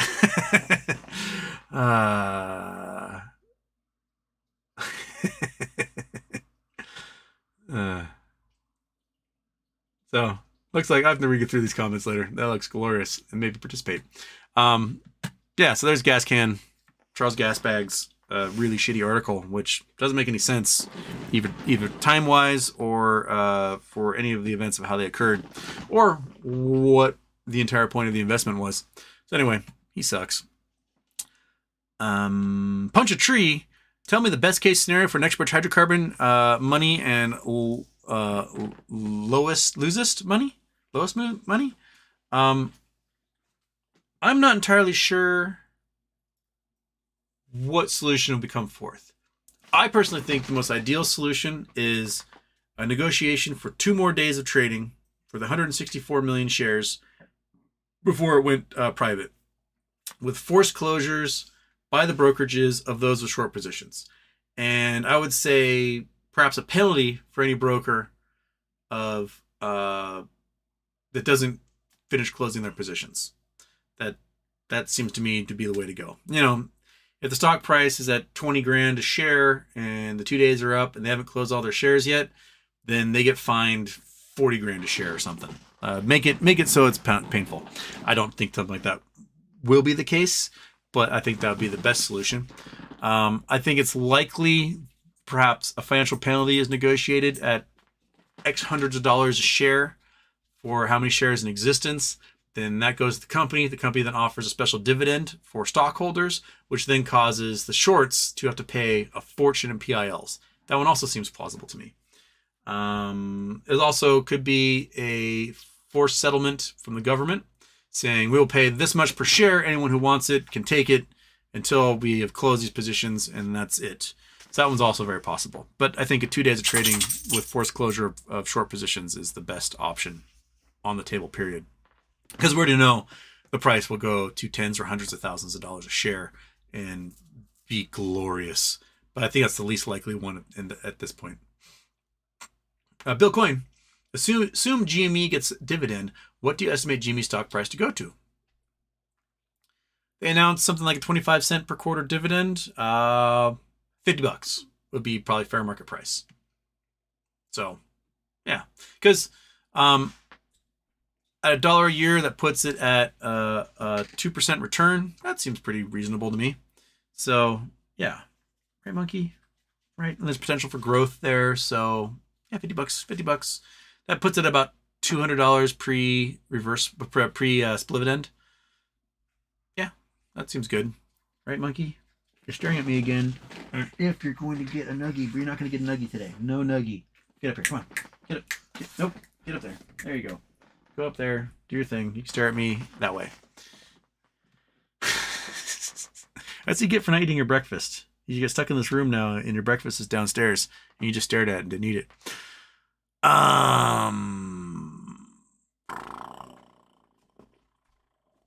Where was I?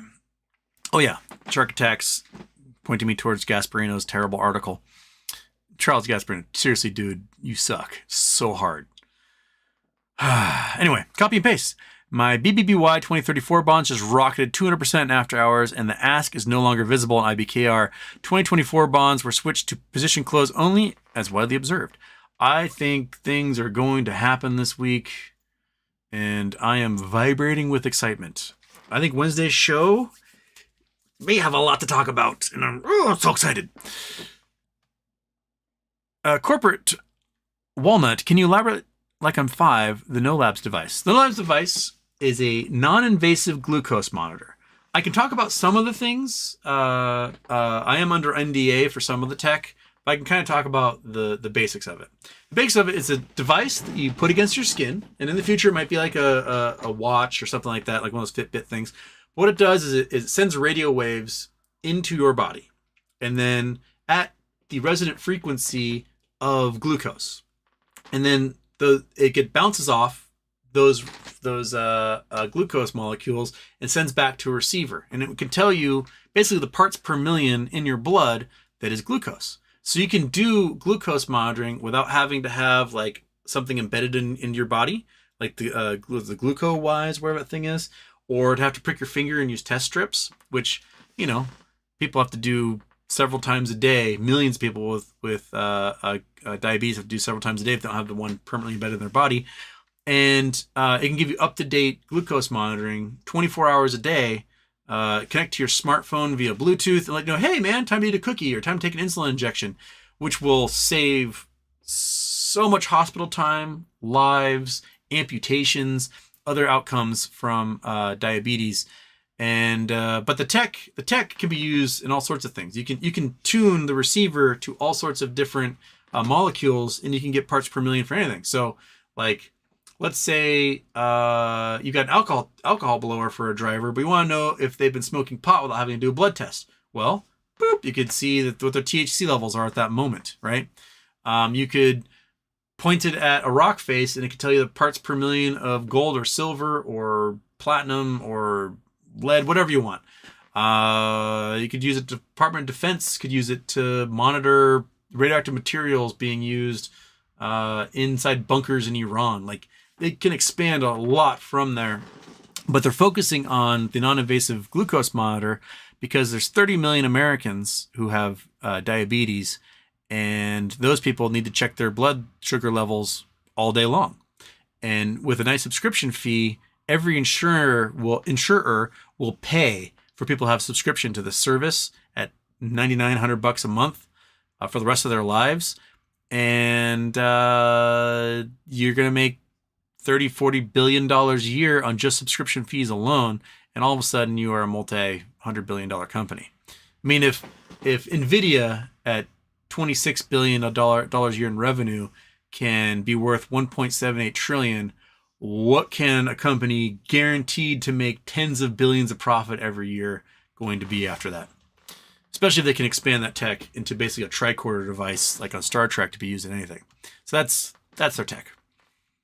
I've seen it in action, and it is crazy. Like, literally point at a bucket and it tells you the gold content of the sand in that bucket. It's pretty awesome.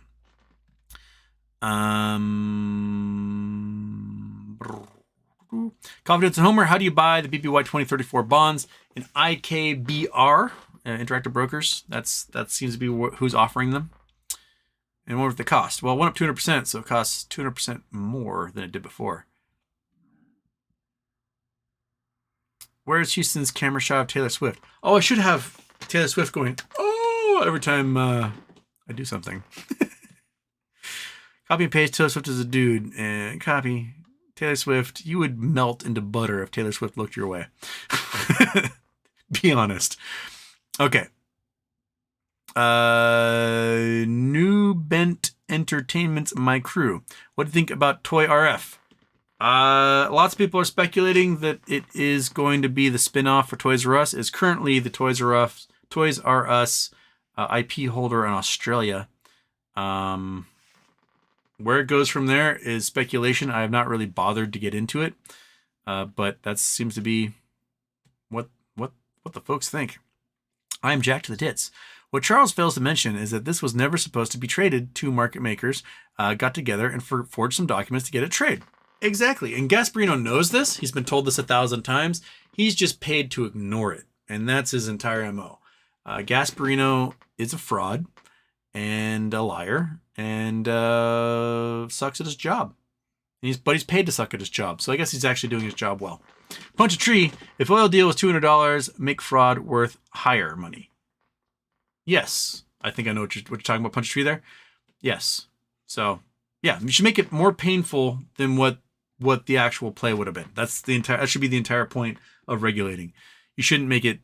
People shouldn't be able to make $1 billion on fraud and then pay a $200,000 fine. They're like, oh no, I had to pay $200,000 and I just earned that the next day off of interest of the $1 billion I stole. So yeah, that's how it should work. Make it way more painful. Citizen 54, Trump asks Supreme Court to delay a presidential immunity ruling in 2020 election case. Filed last minute, of course. I'm so tired of this. Here's the thing that Trump doesn't comprehend, right? Is that he's asking for immunity, which basically is I get the admission that I did a crime. Like, I committed a crime while I was in office. I want immunity. That is exactly what Trump is claiming. He also doesn't think the next step ahead, which is if for some reason the Supreme Court's like, you know what? The president does have immunity for being prosecuted for crimes. Then Joe Biden could walk up to Trump, shoot him in the face, and then not face any repercussions for it. Why? Because Joe Biden, according to the Supreme Court, is immune for prosecution. So there's two huge flaws with Trump here. His lawyers are not very good. He's basically admitting that he committed crimes. He just wants immunity from them. And if he's granted that immunity, then it gives carte blanche for Biden to commit as many crimes as he wants. He could, get in a D9 bulldozer and just drive through Mar-a-Lago and never get prosecuted for it. Because Trump forced the Supreme Court to rule in that favor. So Trump, I don't think the Supreme Court is going to rule in Trump's favor on this. They know the implications for it. Some of them might be evil, but they're not dummies. And they're going to be like, well, sorry, Trump. Thanks for putting us on the Supreme Court, but you're on your own, buddy. And that's probably how it's going to roll. Because if they rule, like, think about this. You are Amy Coney Barrett, right? Trump got you in office. You're not quite qualified to be a Supreme Court justice, but there you are. And you rule that Trump cannot be convicted for crimes because he's got total absolute immunity because he was president. Joe Biden can then put Amy Coney Barrett into a pneumatic cannon and fire her into a concrete wall and then appoint a new Supreme Court justice to take her place. And nothing could happen to him. It is a slippery slope ruling, and I think the Supreme Court knows this. So, Trump's an idiot. Oh my God, he's just so dumb. And his lawyers are even dumber. And I know that people are going to comment on the video later, but why'd you bring politics into this? But seriously, oh my God, it's just so stupid. It's just so dumb. The level of stupidity involved with trying to get immunity. Immunity means you committed crimes and you are free from prosecution on it. So if they rule against you having immunity, you just inadvertently admitted you committed crimes you should be convicted for otherwise. Stupid Watergate. That's what this all is. It's just stupid Watergate. Raven says, what's up? I'm in the house. Well, up is the opposite of down. That's what it is. Lee Meadows, JetBlue up almost 17% after hours. Maui Sam's here. Aloha. Aloha, Maui Sam. At least played music. Sorry, that was what my mom called. Michael Harrow, is Gasperino trying to win a Pulitzer for his New York Post garbage? Oh, he would love one, but I don't think that would ever happen.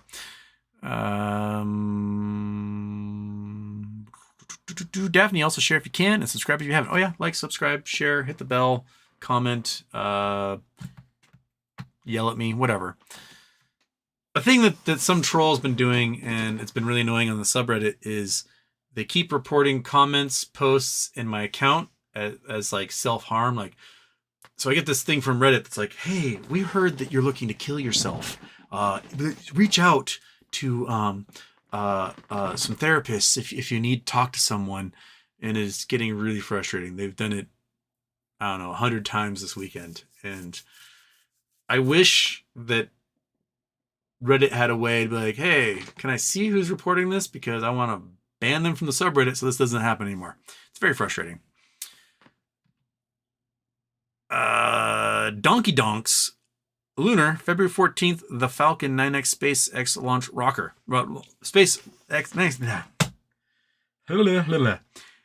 Falcon 9 SpaceX rocket launcher. That's what we're looking for. They're doing a launch on the 14th? Oats with goats. Houston, I'm starting to dive deeper into astronomy. Really awesome and fun so far. One thing that confuses me is entanglement. Can you give and elaborate? Like, I'm 5. Thank you so much. Entanglement confuses people who study entanglement.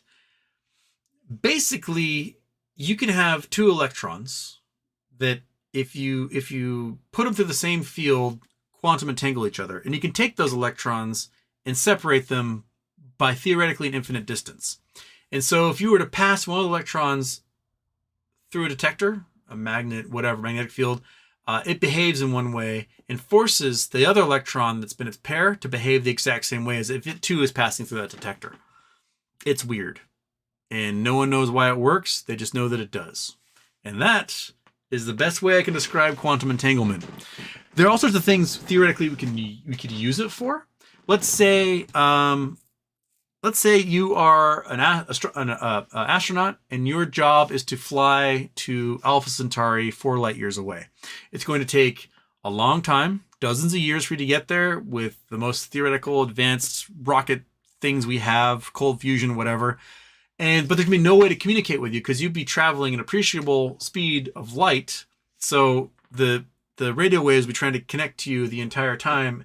And you won't get there until you stop at Alpha Centauri and the radio waves finally connect to you and you can like broadcast back. But even then you might leave Alpha Centauri and get there shortly after your broadcast gets back. Well, if you have quantum entangled particles here on Earth and on the spaceship and you launched Alpha Centauri, you might be able to communicate by doing things to those quantum entangled particles so that you do stuff to it on Earth and it appears on the spaceship doing the same thing. You're like, oh, that's information I need.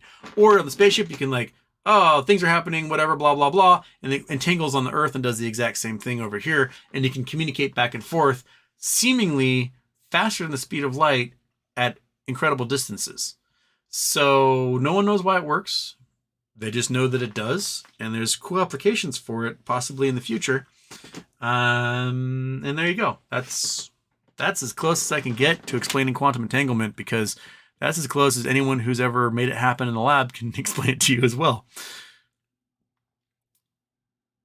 Daphne finally unsubscribed to the New York Times and responded when they asked why. It's the little things. I probably should too, but there's so much other stuff that's important that gets written in there, and then all of a sudden it's like, oh, you can't read this article unless you subscribe. Maui Sam meant to say, Cran Daphne Aloha. Maui Sam loves you. Donkey Donks. Daphne, your unsubscription New York Times had me laughing. See what my God do with Nub Infinity. Indeed.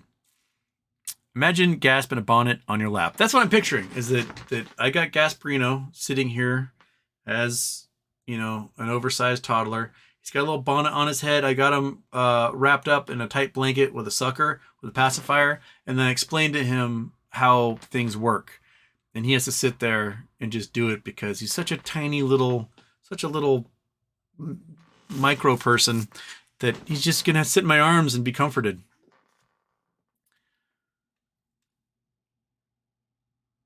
Whole NZ, Gasperino needs to take an ethics course and never be allowed to work in finance or media ever again.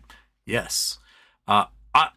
If for some reason the Financial Services Committee does do an investigation and perhaps appoints a special prosecutor, right?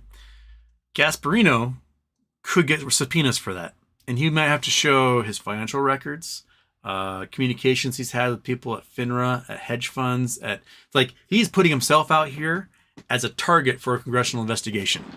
Because one of the things we know that happens, as Jim Cramer announced in his little investor, when was that, like 2009 or something? He's on video saying, oh yeah, hedge funds pay me to talk shit about stocks all the time. That's a crime. You admitted to on video. Gasperino is probably no different in that regards.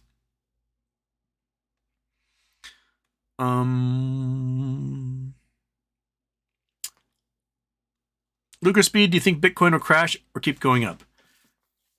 I mean, I think ultimately when it's found out that Tether is a scam, well, people know Tether is a scam, but it's going to have to crash at some point. And it will crash either because there's a run on the bank for Tether or because the federal government issues arrest warrants for everybody and like, this thing's a giant scam. Bitcoin will crash hugely from it. Because remember, 55% of all Bitcoin transactions were done using Tether. And Tether does not have any cash backing. It doesn't. It just doesn't. They mint it out of thin air, and they use it to buy Bitcoin, jack up the price, and they sell that Bitcoin for cash and not for Tether. And then they do it all over again several months later. Derek Horse, power to BBY. Indeed. Fuerte. Confidence and Homer with the ETF, they'll short it. They will definitely short the ETF too. Michael Baker, nice work, Houston. Thank you, Michael. Just, hey, Houston. When bonds are PCO, who do you speculate is buying those bonds? Do market makers facilitate shorting of bonds? Is them buying to close, to settle out the bonds books, or is it DK buying them? I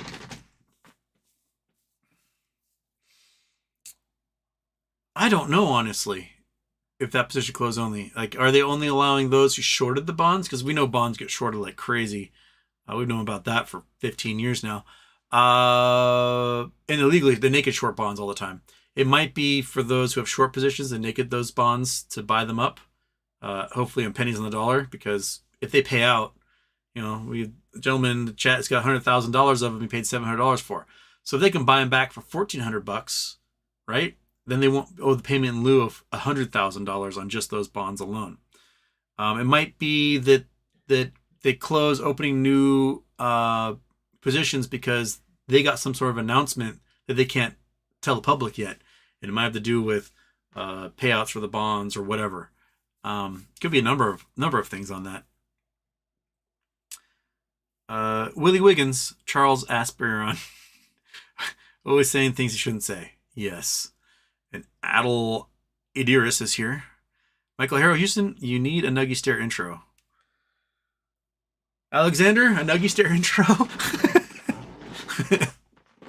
Alexander's our intro man, having his hobby time, doing lots of that. Adel Idris, greetings from Jamie and Rocky Crowd. Oh man, I really want to do a show with Jamie again. I'll go on his show, he come on my show. I don't care. I would love doing a show with him. We have not communicated. I mean, he wrote a post. I said, hell yeah, connect me. And I think I wrote him on Reddit and I haven't heard back yet. But well, let's do something, Jamie and Rocky. Citizen 54, isn't Trump trying to delay the immunity claim until after the next president takes office? He assumes it will be him being sworn in. The ruling coming right after inauguration day would favor him. If I don't see anything goes past the if, but yes, he's trying to delay that. My guess is that asking for a delay is not something they'll grant, because there are cases that are currently pending, for which he is currently charged, and their trial date's set next month, or end of this month, I think, is his first trial. Or it's next month. Or it was February, March. But anyway, he's being tried in one of those felony cases in the next few weeks. And he has another one in May. So yeah, it's coming to a head.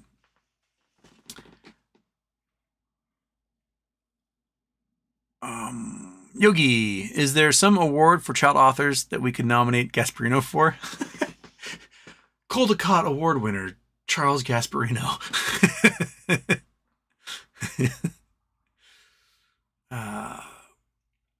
Confidence in Homer. Fines to market makers should hurt. Indeed. Keep bouncing him on the knee too. Slap him on the back until he burps. Oats and goats. That's insane. Can entanglement affect multiple particles? Could it be that many particles were entangled billions of years ago and now only separated? It's amazing how much we don't know. It is incredible how much we don't know. I guess the idea would be perhaps you entangle 1 billion particles, let's say, and you have 1 billion of them here, 1 billion of them there, and each particle represents a word, a number, a whatever, and you can just like type out and it will excite different particles and produce a message on the other side. There's lots of weird things you can do with entangled particles. They are just weird. Weird. Chris R made it. Chris Taylor says, Oats with Goats, check out the Nova episode from 1/9/2019 titled Einstein's Quantum Riddle, a great explanation of proof of entanglement. Oh, I've not seen that one. Oh, I'll have to watch that one. Laser eye nuggy stare. Houston, you're going to broadcast on the 14th? I am. I was going to have Rosa on, but Rosa had to postpone because it's Valentine's Day. Yeah, so, well, I'll be doing a show. If we have good news that comes out of the bankruptcy court, probably be good. My guess is it'll probably be an evening show, so I can absorb as much information as I can from throughout that day. So I'll probably do one in the evening and not a daytime show just after the court hearing, because I personally need some people to do some translating for me, because I do my best with legal documents, but the bankruptcy documents especially are very weirdly written and formatted, and I need some people to translate for me so I can translate for you. Does that make sense? Get as many eyes on it as possible so that we can get a consensus as to what's going on. That's basically what I'm saying. Jiminius, Houston. Doesn't matter if BBBY or MMTLB resolves first, just wanting that dump into GME before earnings. Bingo. Oh my God. I would love to be able to buy like 100,000 call options for GME for like the week after earnings. That'd be so good. Anyway. Civ D4, considering Fannie Willis may have screwed us in Georgia with impropriety, Canon doing everything to delay DC case pause, we are in a very dangerous territory. Oh, that's true. I think Fannie's fine because, you know, her boning her attorney friend doesn't actually violate any rules or laws. So it's just people like can like complain that she had sex, but then again, like that's what people do. But there's no rules against it. So she's okay there. Hodl NZ, Chris Taylor, there should be more than fines, like barring specific people from finance or closing businesses if caught multiple times. Yeah, that should also happen. Like, if people are terrible and they're just serial criminals in the financial world, you remove their ability to have access to the financial world. Just take it from them. And that'll be that. I just realized my thing was folded over the entire time. So yeah. I made it to the end of the chat. I do have to call my dad. I might have to end the show a few minutes early today. I have to call my dad. Yeah, we can end it there. We'll do a show tomorrow. I'll try to do maybe a show on Wednesday. I'll try to do a Twitch tomorrow. And yeah, little nuggy stairs on Wednesday. Happy Valentine's Day. Make sure you make reservations, bring chocolates and flowers, do all the hook. Even if your significant other is like, I don't need those things, do it anyway, because it feels nice to be loved. And heck, dudes love guys like getting flowers too. I'll be honest. Like I one time received a bouquet of flowers and it felt so special. Yeah, compliment your loved ones.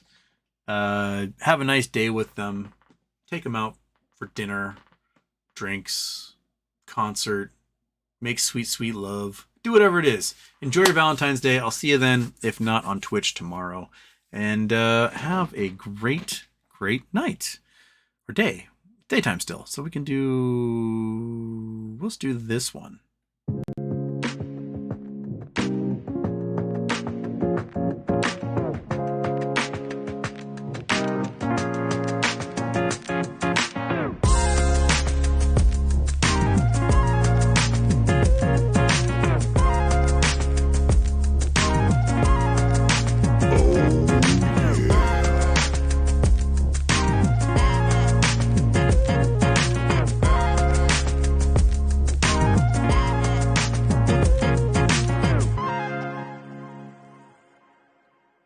Houston, we have a problem.